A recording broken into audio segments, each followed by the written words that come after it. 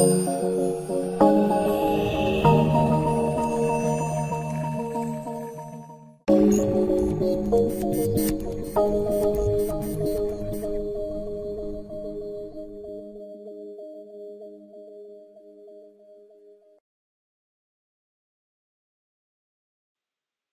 labs vakars, super brīnišķīgi, visiem labs vakars, un mani sauc Inga Ružicka, kā jau Eva mani stādīja priekšā, un es centīšos ātri pastāstīt. Ja nu jūs mani nedzirdat, uzreiz rakstiet, lai es zinātu.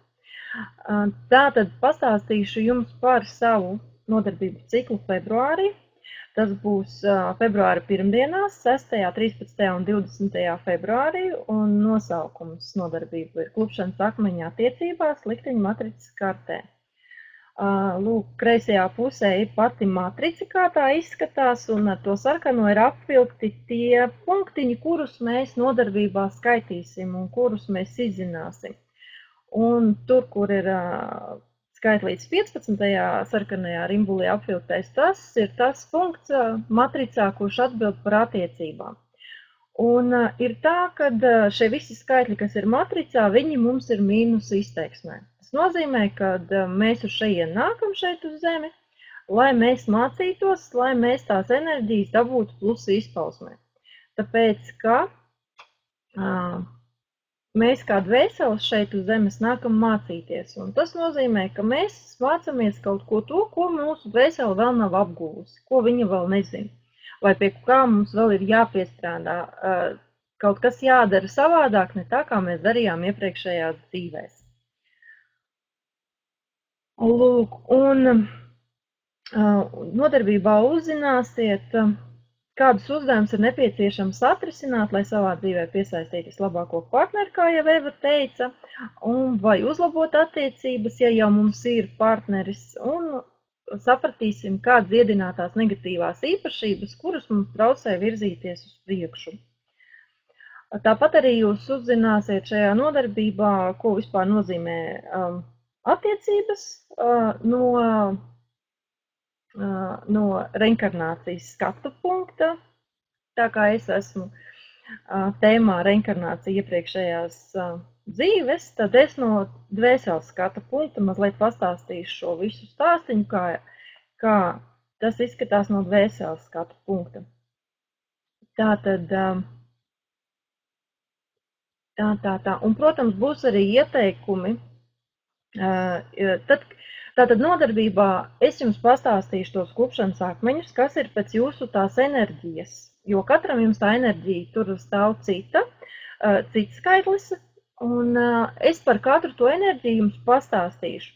Tas nebūs tā, ka tur būs viens vārds, viena rindiņa un pārējām pie nākamā punkta, bet tur būs vairāk, mēs izskatīsim vairākus tos klupšanas akmeņus katrai enerģijai, un būs arī ieteikumi, ja jūs saskatīsiet, ka jūs esat mīnus izteiksmē, būs arī ieteikumi, kā jums šo enerģiju līdzsvarot, ko jums vajadzētu darīt savādāk, lai beidzot atrastu savu otru pusīti, vai vienkārši uzlabot attiecības, vai vienkārši saprast, kad, piemēram, tas partners, ar ko jūs esat kopā, iespējams nav tas īstais, un to, vai partneris ir tas jūsu īstais, jūs varēsiet uzzināt 3. nodarbībā.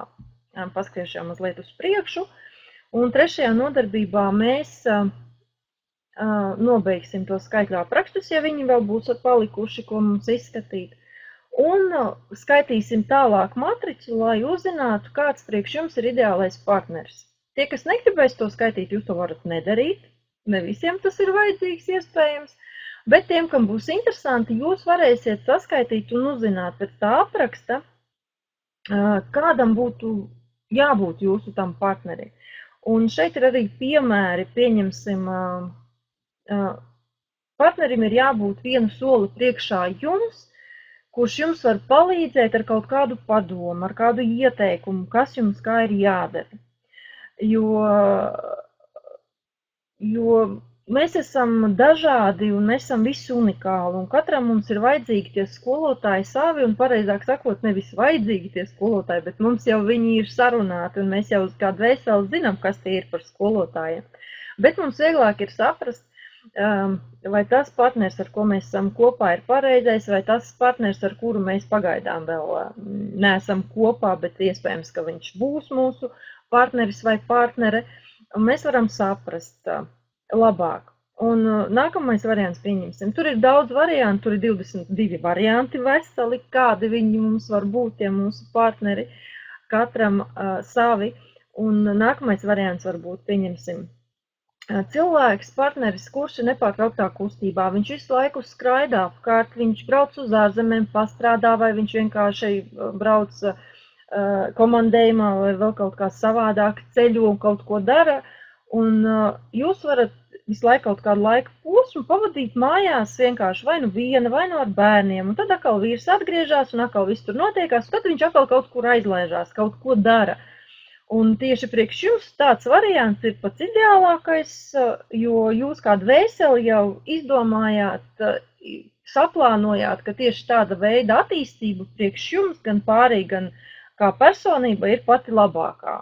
Un arī bērniem tādā situācijā ir ļoti labi, ka ir tieši tā, kā ir.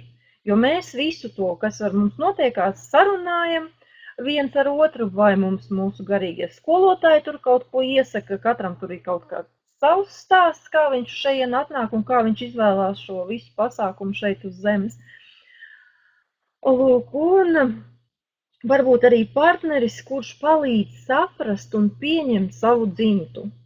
Un pieņemsim tāds skaitlis, kuram ir, tas ir 20.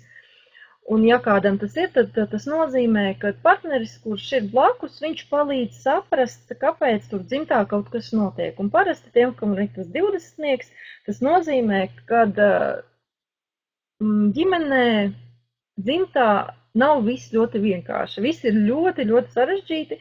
Un tādā gadījumā atnāk tas partneris, ir vajadzīgs tāds partneris, kuram arī, piemēram, ir liela ģimene, kurš saprot, ko nozīmē ģimene, viņš saprot, ko nozīmē dzimta, viņš saprot, ko nozīmē tradīcijas, un caur to viņš palīdz tev saprast, pieņemt savu dzimtu, savu ģimeni un darīt kaut kādas darbības, kuras palīdz augt pašai savā ģimenē un savukārt arī sadzīvot, dzīvot, būt priecīgam savā dzimtā. Nu, un visādi tur varianti vēl var būt.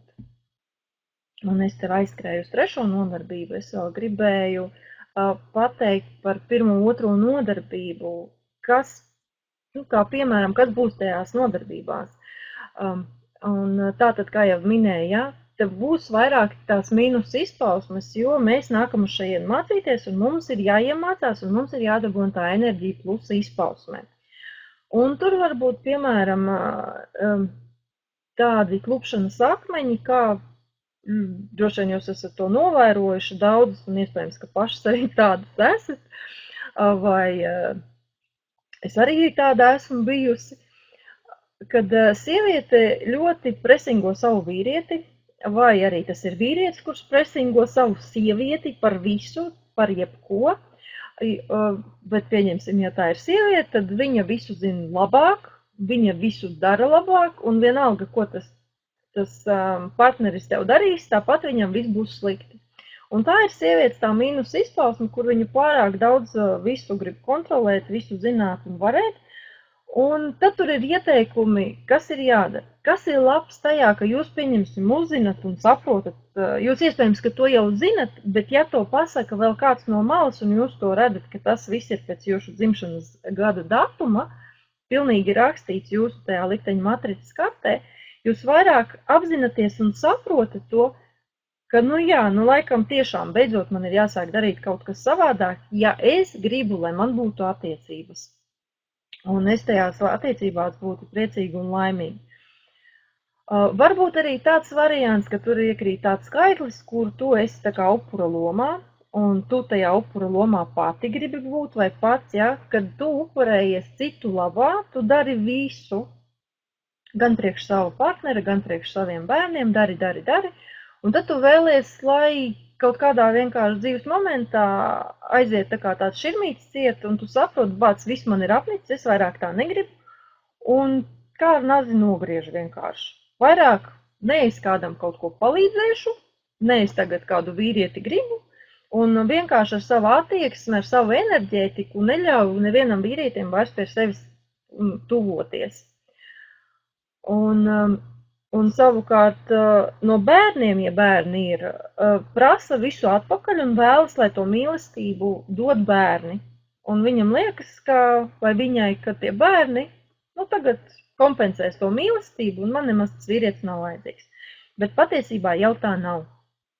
Gan bērniem ir sava dzīve, gan vecākiem ir katram sava dzīve un jāveido attiecības ar partneri. Savstarpējās attiecības ir ļoti, ļoti maz tādi cilvēki, kas ir atnākuši šeit uz zemes, kuriem nav jāveido savstarpējās attiecības un kuriem nav jārada bērni. Tie ir īpaši kaut kādi gadījumi. Pa lielam pilnīgi visiem, kas mēs esam atnākuši šeit uz zemes, mēs atnākuši mācīties un strādāt, un mums ir jāiemācās veidot attiecības ar pretējo dzimumu. Un tā tad ejam tālāk. Varbūt arī tāds punkts, kur pasaka, ka jūs dzīvojat ilūzijās. Mīnus izpausmē. Protams, ja ir plus izpausmē, tad viss ir kārtībā. Tad nav jāsatraucās. Bet, ja tu lasi, un tur pieņemsim, ir, ka tu dzīvo ilūzijās, un ilūzija ir tāda, ka tev ir attiecības, bet patiesībā tev tās attiecības nav. Varbūt par tā, ka tev ir kaut kādas attiecības, un tu pilnīgi esi pārliecināta, ka tev ir attiecības, bet parunājot ar taviem draugiem, kaimiņiem vai kādiem apkārt cilvēkiem, tas tev izrādās, ka attiecība vispār tur nekāda nav. Visādi var būt. Vai, pieņemsim, tevi visu laiku izmanto finansiāli? Vienkārši vīrieši pielākās pie tevis, kuri izmanto tevi finansiāli kaut kādā veidā, un tu pati nesaproti, kāpēc tas viss notiek. To visu var paskatīties tajos punktos, kurus jūs saskaitīsiet priekš sevis. Tālūk. Uzrakstiet, ja jūs mani vēl dzirdat, ka es nerunāju pati ar sevi. Būtu ļoti labi. Vai jūs mani dzirdat?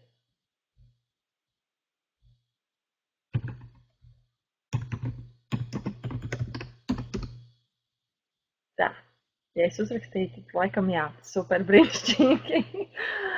Tātad, kam tas varētu noderēt?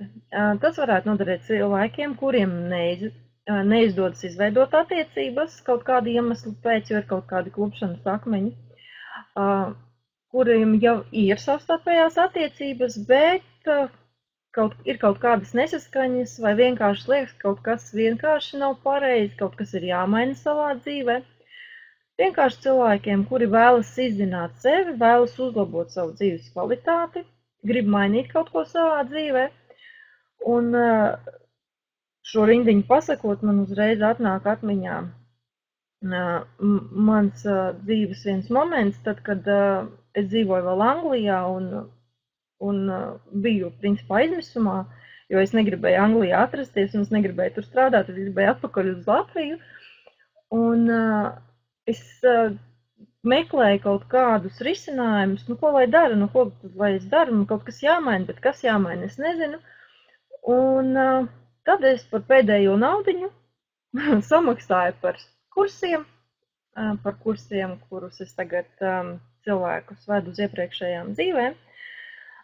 Un tādā laikā, kad es samaksāju par šiem kursiem, mans vīrs tādā laikā bija Latvijā, un viņš bija aizgājis pie vienas dziednietes, un par cik mums bija tas jautājums arī par naudu, par finansēm, viņš arī tur bija pajautājis šo jautājumu, un tieši tādā mirklī, laikam, kad es veicu to maksājumu, vai es jau gāju to apmācības kursu, tā dziedniece saka, viņa saka, jūs ziniet, bet vispār jūsu sieva pēdējo naudu tērē.